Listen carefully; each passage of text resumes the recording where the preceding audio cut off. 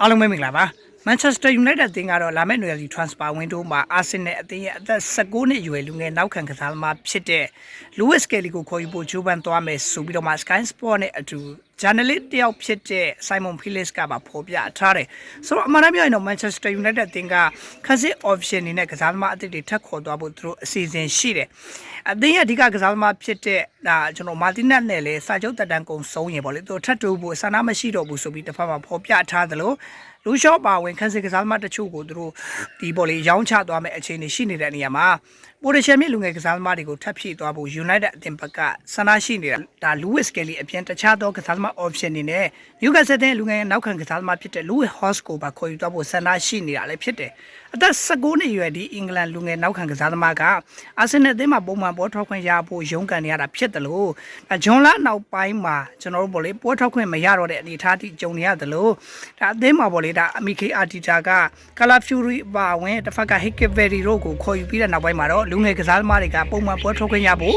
ရုန်းကန်နေရတာလည်းဖြစ်တယ်တော့တောမတူချေကလည်းအာဆင်နယ်အသင်းမှာသာပုံမှန်ပေါ်ထွက်ခွင့်ရမှာဒါကျွန်တော်တို့ကမ္ဘာဖလားမှာဒီအင်္ဂလန်အသင်းတို့ဒီပေါ်လေပမာဏလူစရင်ကနေရွေးချယ်ခံရမယ်ဆိုတဲ့အနေအထားမျိုးပြောထားတဲ့အတွက် Lewis Kelly ကဒါကမ္ဘာဖလားမှာအင်္ဂလန်အတွက်ကိုစားပြုပေးဖို့အတွက်ပုံမှန်ပေါ်ထွက်ခွင့်ရဖို့ဆန္ဒရှိနေရလဲဖြစ်တယ်ဒီဗီဒီယိုတော့ Tostar 169ကပုံပို့ထားပြီးတော့မှအကယ်၍လူချင်းမင်းတို့အနေနဲ့စိတ်ဝင်စားလို့အကောက်ဖွင့်ချင်တယ်ဆိုရင်တော့500ခိုင်တော့အပေါ်လက်ဆောင်အပြင်ဖုံးပြီးကန်ဆယ်မင်းနဲ့အတူဒါကျွန်တော်စိတ်ပါဝင်စားလို့ဖွင့်ချင်တယ်ဆိုရင်တော့ကျွန်တော်စီမှာမြင်မြန်လို့ရပါတယ်အာဆင်နယ်အသင်းဘက်ကတော့ Lewis Kelly နဲ့ပတ်သက်ပြီးတော့မှပြီးခဲ့တဲ့ရာသီတည်းကကျွန်တော်တို့ပေါ့လေဒါကစားသမားကို9နှစ်သက်တမ်းရှိတဲ့စာချုပ်အသစ်ထပ်တိုးထားနိုင်တဲ့အပြင်ကစားသမားကိုအသင်းမှာပဲဆက်ရှိဖို့ဆန္ဒရှိနေတာလည်းဖြစ်တယ်ဒါပေမဲ့လို့ပြောင်းလဲလာတဲ့ policy ရနေပြမီခေအာဒီတာက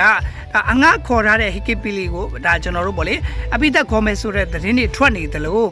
Lewis Kelly ကိုယ်တိုင်ကလည်း2026ကမ္ဘာဖလားမှာအင်္ဂလန်အသင်းတော်ပေါ့လေဒါကစားသမားစင်းကနေပါဝင်ဖို့ဆိုရင်ပေါ်ထွက်ခွင့်တွေလိုအပ်နေတဲ့အနေအထားမှာ Manchester United အသင်းက Lewis Kelly ကိုခေါ်ယူဖို့စိတ်ဝင်စားလာတာလည်းဖြစ်တယ်ဆိုတော့ United ကပေါ့လေလာမယ့်နွေ transfer window မှာသူတို့အနေနဲ့ကစားသမားအကောင်းဆုံးဖြည့်တင်းသွားဖို့အခြေအနေရှိသလိုနောက်ရာသီမှာ Champions League ဝင်ခွင့်ရဖို့အတွက်လက်ရှိအနေအထားရအကောင်းဆုံးအနေအထားဖြစ်နေတဲ့အနေအထားမှာကစားသမားတစ်တွေကိုခေါ်ယူသွားဖို့ဆန္ဒရှိနေရလည်းဖြစ်တယ်ဆိုတော့အသက်16နှစ်ရွယ်ပိုရရှယ်မြင့်အာဆင်နယ်အသင်းရဲ့ Academy ထွက်လူငယ်ကစားသမား Manchester United အသင်းဘက်ကလူငယ်ကစားသမားတွေဖြစ်တဲ့ Kobe Mainoo ဟေဘင်အပါဝင်ဒါအာမတ်ဒီယလိုတစ်ဖက်မှာ Patrick Dorgu တို့လိုလူငယ်ကစားသမားအများအပြားကိုအနာဂတ်အစီအစဉ်တွေမှာထည့်သွင်းထားတဲ့နေရာမှာ